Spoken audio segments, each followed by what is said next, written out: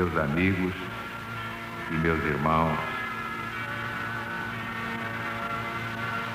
entramos nos Atos dos Apóstolos,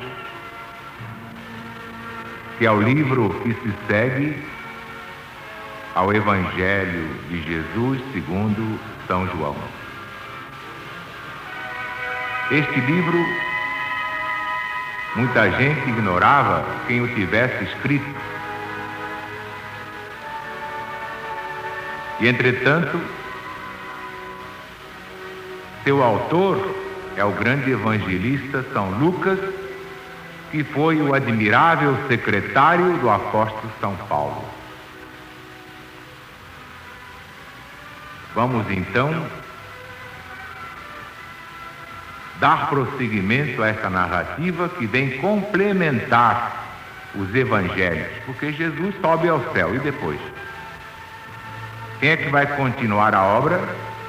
São os apóstolos. Então vamos ver como é que eles agiram, como é que eles trabalharam, que testemunho eles deram da sua fé na presença eterna do Mestre e Senhor. No primeiro livro, relatei, ó Teófilo, todas as coisas que Jesus começou a fazer e a ensinar, até o dia em que foi recebido acima, depois de haver dado preceitos pelo Espírito Santo aos apóstolos que havia escolhido. A esses ele também, depois de haver padecido, se apresentou vivo, disso dando muitas provas, e lhes aparecendo pelo espaço de 40 dias, falando das coisas concernentes ao reino de Deus. Reunido a eles, Jesus lhes ordenou que não saíssem de Jerusalém, mas que esperassem a promessa feita pelo Pai, a qual, disse ele, ouvistes de mim, porque João, na verdade, batizou com água, mas vós sereis batizados com o Espírito Santo dentro de poucos dias. Agora prestem atenção. Estando eles reunidos outra vez, perguntaram a Jesus: Senhor, é agora porventura que restabeleces o reino de Deus? Jesus respondeu: a vós não vos compete saber os tempos ou épocas que o Pai Celestial fixou pela sua própria autoridade, mas recebereis poder ao descer sobre vós o Espírito Santo, e sereis minhas testemunhas tanto em Jerusalém, como em toda a Judéia e Samaria, e até as extremidades da terra. Tendo dito estas coisas, foi Jesus elevado à vista deles, uma nuvem o recebeu e o ocultou aos olhos de todos. Estando eles ainda com os olhos fitos no céu, enquanto Jesus subia, eis que 2 anjos com vestes brancas se puseram ao lado deles e lhes perguntaram: ó Galileus, por que é que estáis olhando para o céu? Esse Jesus, que dentre vós foi recebido no céu, assim voltará do mesmo modo como vistes subir para o céu.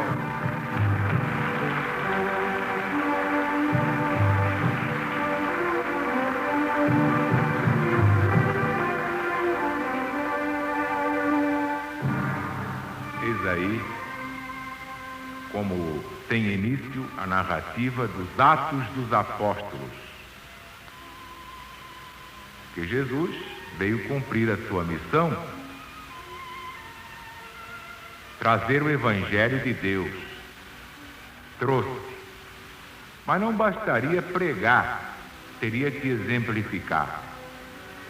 Ora, a maior das boas novas que Jesus veio trazer é que o homem podia vencer a morte, porque isto é que apavora todas as pessoas, morrer. Fala em morrer, a pessoa começa a tremer de medo. Quem é que quer morrer? Só quando está com os macaquinhos no sótão, então faz uma loucura numa hora de privação ou perturbação dos sentidos. Nessas horas aziagas que todos têm que enfrentar, é que os obsessores baixam para levar a pessoa ao suicídio. Vinganças, porque todos nós temos inimigos. Quando não são justificados, são gratuitos. Muita briga de marido com mulher, começa pequenininha, vai crescendo, crescendo, aumentando, aumentando. É obsessor no meio. Não é a mulher que está dizendo aquilo, não. É alguém que está dizendo através dela.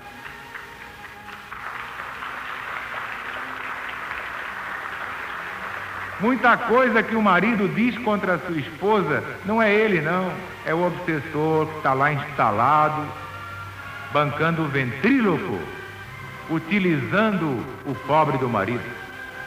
E assim, irmã com irmão, assim, irmã com irmã, filho com mãe, filha com pai, qualquer desinteligência nunca está sozinha. Está sempre acompanhada, insuflada pelo obsessor implacável na invisibilidade.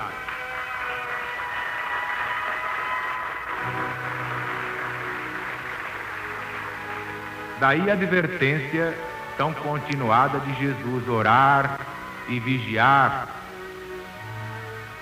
Eu vos mando orar e vigiar, para que não caiais em tentação. O que é tentação? É o pecado, é o erro, é o crime. Pode resultar em morte, em suicídio, pela tentação daquela hora. Muito negociante, numa hora negra, quis se matar, quis botar fogo no prédio. Quem é que não passa por isso? Mas se ele tem a proteção divina, ele diz: não, eu vou esperar mais um pouco. Se Deus está comigo, ele vai me salvar. E daí a 2 dias faz um bom negócio e salva a empresa. De modo que esta é que é a palavra que nós repetimos, recebida pelo próprio Senhor. Não desanimar. Foi com este lembrete, não desanimar, que ele contou a parábola do juiz iníquo. Aquele juiz ateu, não acreditava em Deus, não respeitava ninguém, e era venal ainda por cima. Pois bem, havia uma viúva que tinha lá uma causa para esse juiz julgar, dar um despacho saneador, não dava.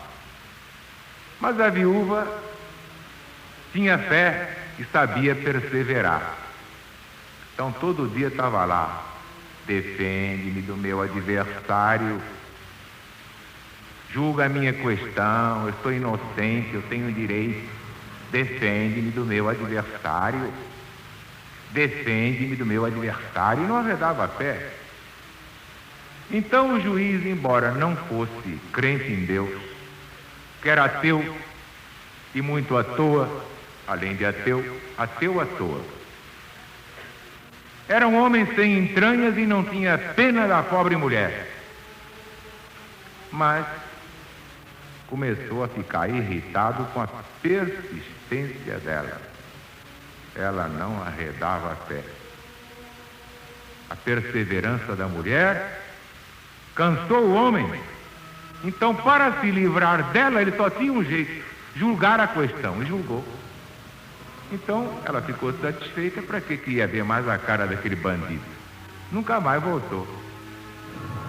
Então Jesus diz: se um homem nessas condições, um ateu à toa, é capaz de fazer justiça para se livrar de uma pobre viúva, então Deus, que não é à toa nem ateu, que essa bondade infinita não vai amparar os seus filhos na hora em que ele clama pelo Pai?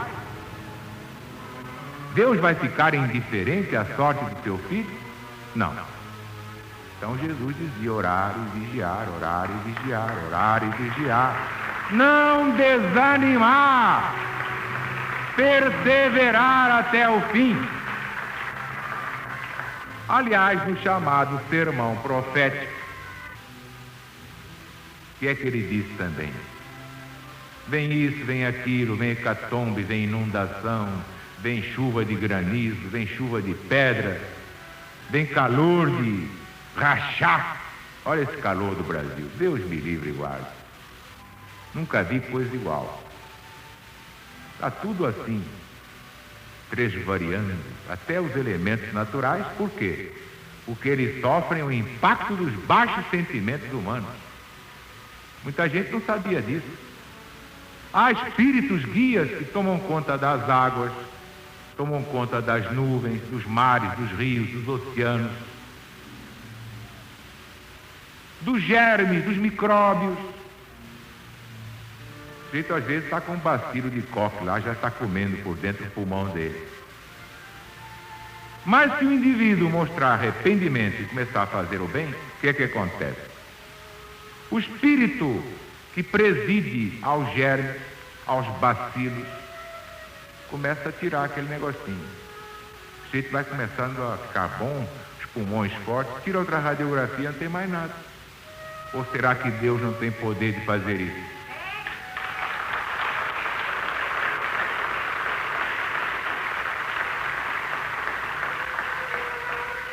Pois bem, de todas as boas novas que Jesus veio trazer, evidentemente a maior de todas é esta: a morte não existe. Ninguém morre coisa nenhuma. É que nós não pertencemos a este plano, estamos aqui de passagem. Então viemos da pátria espiritual, que é a pátria de origem. Resgatamos os nossos débitos. E uma vez pago o débito, o que temos que fazer aqui? Nada. Então cada um volta para de onde veio. Veio de lá, volta para lá. Então morreu? Não, mudou de plano. E a roupa que se chamava corpo físico vai se transformar noutros seres, noutros elementos, porque a morte não existe em parte alguma do universo. Vejam bem, até o cadáver vai se transformar em seres vivos. Vejam a grandeza de Deus. Esta foi a vitória de Jesus. A vitória das vitórias, a vitória por excelência. Jesus venceu, Jesus derrotou a morte.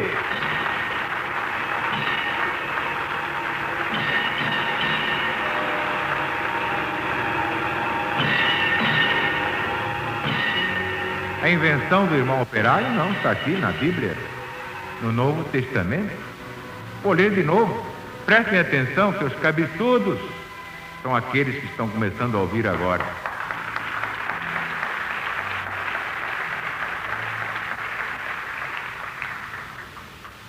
Vejam só, hein?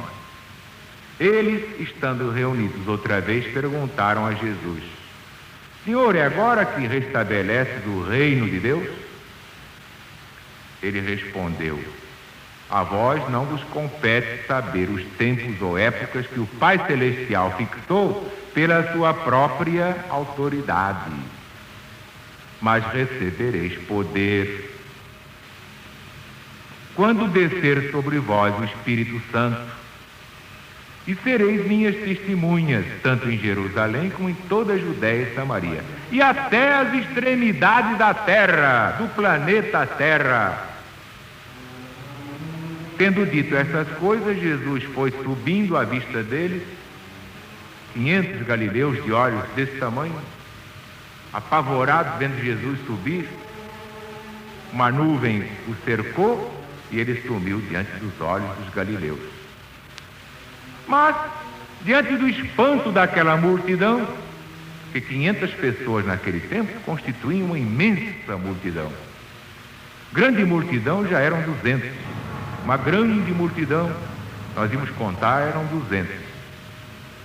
500 então era uma multidão imensa.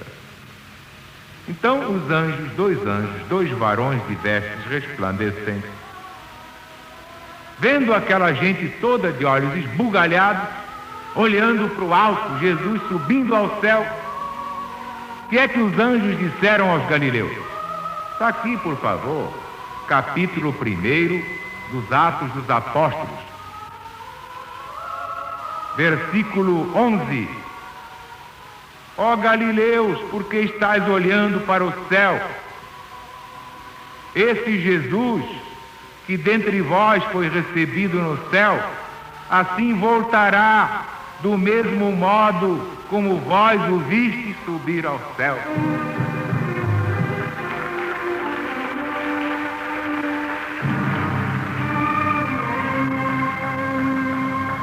Não sou eu, Zarur, estou inventando que Jesus vai voltar a esse planeta, não. Miseráveis, mal-aventurados, desgraçados, os que não acreditam nisso. Quem disse que vai voltar foi o próprio Jesus. E os anjos disseram amém, confirmaram essa volta. O Apocalipse, então, é muito mais taxativo. Porque muita gente diz que vale é que até lá eu já não existo mais. Que vale é que eu nessa época já estou lá no fundo da cova. Que vale é que eu não estarei presente a esse negócio. Quem é que disse que não estará, meu irmão? Toda a humanidade estará presente. Todas as criaturas humanas estarão presentes.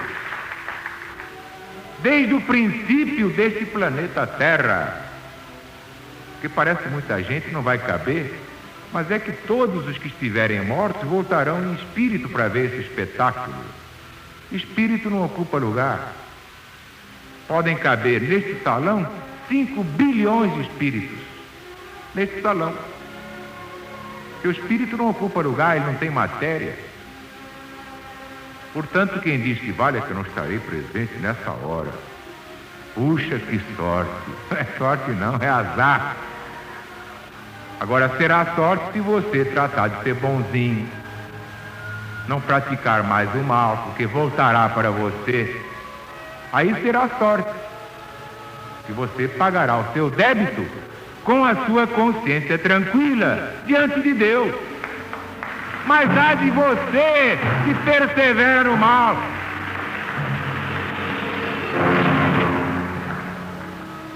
Ai daqueles que perseveram no mal. Mas aqueles que há tempo abriram os olhos, conheceram a verdade e ela os libertou, esses só praticam a bondade, só praticam o bem. Como disse Jesus, juntam tesouros no céu, porque ninguém é dono de nada. Muita gente está pensando aí que vai levar os palacetes, vai levar aquelas contas que tem na Europa, contas em bancos fortes, caixas fortes. Não vai não. Não vai levar nem o corpo. A pessoa não é dona nem do seu próprio corpo. Deus emprestou a cada um corpo para evoluir. Mas o corpo pertence a Deus. Porque às vezes a gente vem aconselhar uma moça de miolo mole e não faça isso, não mercadeje o seu corpo. Ora, eu faço do corpo o que eu quiser, o corpo é meu. Não é não, senhora. O corpo é de Deus e você vai dar contas disso. Ninguém pode comercializar o seu próprio corpo, porque diz São Paulo é o santuário de Deus. Não pode não. Mude de vida já e Deus ajudará você a se elevar. Ninguém precisa se prostituir para ganhar dinheiro. Isso é conversa de gente que não quer trabalhar.